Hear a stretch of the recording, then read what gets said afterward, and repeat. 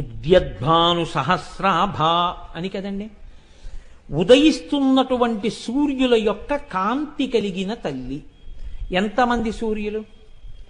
ఉద్యద్భాను సహస్రాభ, 1000 కిరణములనండి. అనంతమైన కిరణములు, 1000 మంది సూర్యులు, అనంతమైన సూర్యులు. ఒక్క సూర్యుడు ఉదయిస్తుంటేనే ఆకాశంలో వచ్చే కాంతి ఎలా ఉంటుంది? సూర్యోదయ సమయంలో ఉండేటటువంటి కాంతి ఎలా ఉంటుందండి? ఎర్రటి కాంతి ఉంటుంది కదండి. ఇది పెద్ద విశేషం కాదు, మీ అందరూ అనుభవించిందే. ఒక్క సూర్యుడు ఉదయిస్తేనే ఎర్రటి కాంతి వస్తే 1000 మంది సూర్యులు ఉదయించారనుకోండి, ఎంత ఎర్రటి కాంతి ఉంటుంది ఆకాశంలో. ఇప్పుడు వసిన్యాది దేవతలు అంటున్నారు, ఇంత ఎర్రటి కాంతి ముందు కనపడుతోంది అన్నారు. ఇందులో ఉత్ అనో మాట వేశారు ప్రారంభంలో. ఉత్ అంటే పైకెత్తడం. కొన్ని కోట్ల జన్మల తరువాత ఈ నామం వినబడి లోపల దర్శనమైతే ఆ జీవుడి యొక్క యాత్రలో ఉత్ పైకెక్కడం ప్రారంభమైంది. ఏదో తేడా వచ్చేసింది, పెద్ద రహస్యం వాడికి తెలిసిపోయింది. అంతే. ఎక్కడొచ్చింది ఈ రహస్యం? ఎందుకు వచ్చింది? కేవలం అది ఉద్యద్భాను సహస్రాభాయ, ఇంకేమైనా చెప్పాలని ఉంద్యా వసిన్యాది దేవతలకి అంటే నామానికి అర్థం అంతే. పై గురుముఖత దాని రహస్యాన్ని తెలుసుకున్నప్పుడు జీవయాత్రలోనే కొత్త మలుపు వచ్చేస్తుంది. ఎలా వచ్చేస్తుంది అంటే, మనిషి ప్రధానంగా 4 అవలక్షణముల చేత ఎప్పుడూ పతనమైపోతాడు. బాగా గుర్తుపెట్టుకోండి, ఇది మహాభారత వాక్యం. ఒకటి, యవ్వనము చేత పాడైపోతాడు. ఎందుకనంటే యవ్వనంలో ఒంటికి బలం ఉంటుంది, యవ్వనంలో పాడైపోవడానికి కావలసినంత ఓపిక ఉంటుంది. యవ్వనము, ధన సంపత్తి, అధికారము, అవివేకము, ఈ 4 చేత మనిషి పాడైపోతుంటాడు. ఈశ్వరుడిచ్చిన బుద్ధిని సక్రమంగా వినియోగించుకోలేడు. ఈ 4 మనిషి పాడవడానికి ఉపయోగించుకోవడానికి ప్రధానంగా ఏవి ఉపయోగపడతాయి? ఇంద్రియాలు, మనస్సు. వీటి వల్లే కదండి అహంకారం. ఈ ఇంద్రియాలని మనస్సుని పాడవకుండా భగవత్పరం చెయ్యడం అన్నది ఎప్పుడు మొదలు పెడతావు? సూర్యోదయంలో మొదలు పెడతావు పూజ. నిద్ర లేవడం అంటే ఎవరు లేచారు? మనసు లేచింది. మనసు లేస్తే ఇంద్రియాలు లేచాయి, ఇంద్రియాలు లేస్తే కర్మేంద్రియాలు లేచాయి, శరీరం లేచింది. ముందేం చేస్తావు? పూజ చేస్తావు. పూజ సమయంలో ఎప్పుడు చేస్తావు? సూర్యోదయ పూర్వం చేస్తావు. సూర్యోదయం వేళటికి పూజలో ఉంటావు. సూర్యోదయంలో ఆకాశం ఎలా ఉంది? ఎర్రటి కాంతితో ఉంది. ఈ కాంతి ఏం చేసింది?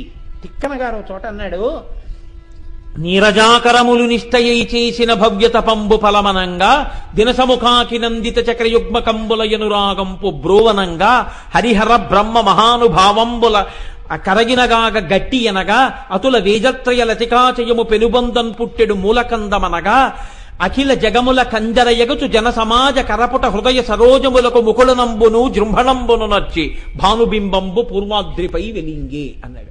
ఒక ఋషి ఇచ్చారు ఆయన పద్యాన్ని.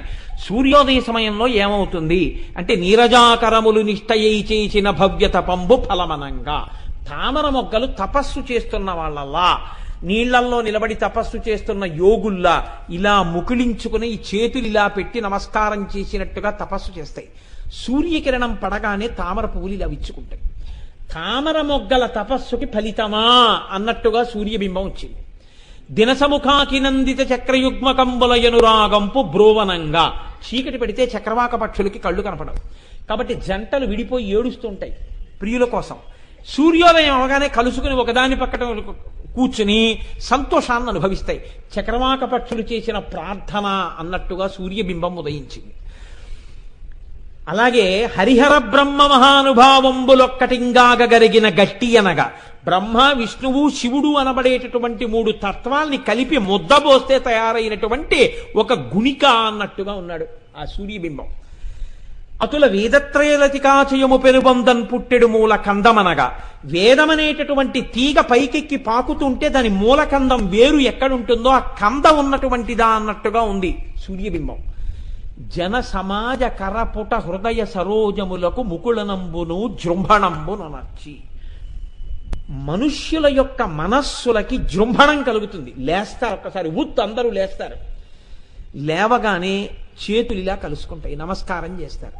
చేతులు కలుసుకుంటున్నాయి, ముకుళించుకుంటున్నాయి, మనసులు విచ్చుకుంటున్నాయి. మనసులు విచ్చుకునేటట్టు చేస్తుంది సూర్యబింబం, చేతులు కలుసుకుని అంజలి ఘటించేటట్టు చేస్తుంది సూర్యబింబం. అలా చేసి పూర్వాద్రి మీద వెలిగింది. ఈ వెలిగితే ఏ రంగు వచ్చింది? ఎర్రటి రంగు వచ్చింది. అమ్మవారి ఏ రంగులో ఉంది? ఎరుపు రంగులో ఉంది. అందుకే అమ్మవారిని ప్రార్థన చేస్తే అరుణాం కరుణా తరంగితాక్షీం ధృతపాశాంకుశ పుష్పబాణ చాపాం, ఎరుపు రంగుతో అమ్మవారు ఉంటుంది. ఏమండి అన్ని రంగులు ఉన్నాయి కదా, లలితా పరాభట్టారికా స్వరూపం ఎరుపు రంగుతోనే ఎందుకు వచ్చింది పైకి? ఆ ఎరుపుకి ఏమైనా రహస్యం ఉందా?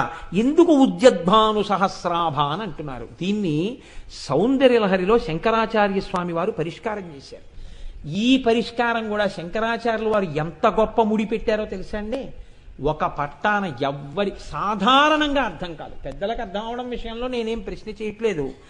ఆయన ఎంత గమ్మత్తైన మాట అన్నారంటే, ఉదయిస్తున్నటువంటి సూర్యబింబంలో ఉన్న ఎర్రటి కాంతి ఎలా అయితే ఆకాశంలో ఇలా ముందుకొచ్చేస్తుందో, మీరు ఒక సముద్రపు టొడ్డుకెళ్ళి సూర్యబింబాన్ని చూస్తున్నారనుకోండి, నీటిలోంచి ఇలా పైకొస్తుంటే సూర్యబింబం ఎర్రటి కాంతి కాలవ కట్టినట్టుగా ఏర్పడుతుంది. ఎర్రటి కాంతి ఆకాశం అంతా నిండిపోయి అన్ని లేత ఎరుపులోకి వచ్చేస్తాయి.